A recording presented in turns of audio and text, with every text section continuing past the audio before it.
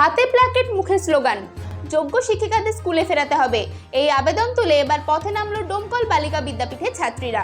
শুক্রবার স্কুল থেকে মিছিল করে শেষ পর্যন্ত তারা দেখা করে ডোমকলের মহকুমা শাসক শুভঙ্কর বালার সঙ্গে। ছাত্রীদের দাবি, কোথায় কি হচ্ছে সেটা আমাদের দেখার বিষয় নয়, সুস্থ পঠন পাঠন পাওয়া আমাদের অধিকার। সর্বোচ্চ আদালতের রায়ের পর থেকেই সেই অধিকার থেকে আমরা বঞ্চিত হচ্ছি। চলুন দেখে নেওয়া যাক এক ঝলকে সেই মিছিল, শুনে নেওয়া যাক কি বলছে পড়ুয়ারা।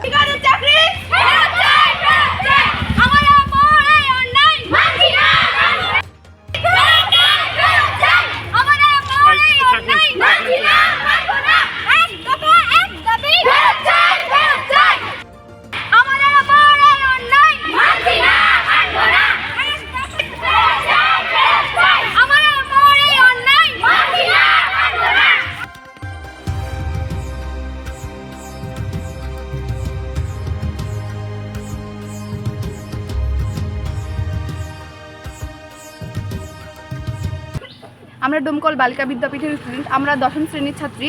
আমরা চাই যে আমাদের ভবিষ্যৎ প্রজন্মটা ঠিকভাবে গড়ে উঠুক, কিন্তু আমাদের এরকম টিচার ক্যান্সেলের জন্য যে ভবিষ্যতের যে আমরা গড়ে উঠবো, কিন্তু কিভাবে? আমাদের তো কোনো ক্লাসই হচ্ছে না, সব ক্লাসই তো বন্ধ। আমরা স্কুলে এসে ঘুরে যাচ্ছি, আমাদের কোনো ক্লাস ঠিকমতো হচ্ছে না।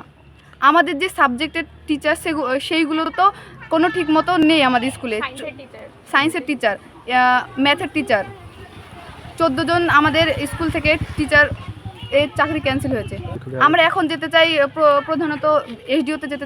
আমরা ডোমকল বালিকা বিদ্যাপীঠ থেকে আমাদের এই আন্দোলন চালানোর পরে এসডিও স্যারের কাছে গিয়েছিলাম এবং স্যার আমাদেরকে এটাই আশ্বাস দিলেন যে আমরা ছাড়াও প্রায় ডোমকলের অনেক স্কুল, এছাড়াও স্যারের সাব ডিভিশনের আরও অনেক স্কুলের এরকম টিচারের অভাব এবং টিচাররা বাতিল হয়ে গেছেন, এর ফলে শিক্ষা ব্যবস্থার অনেকই ক্ষতি ঘটছে।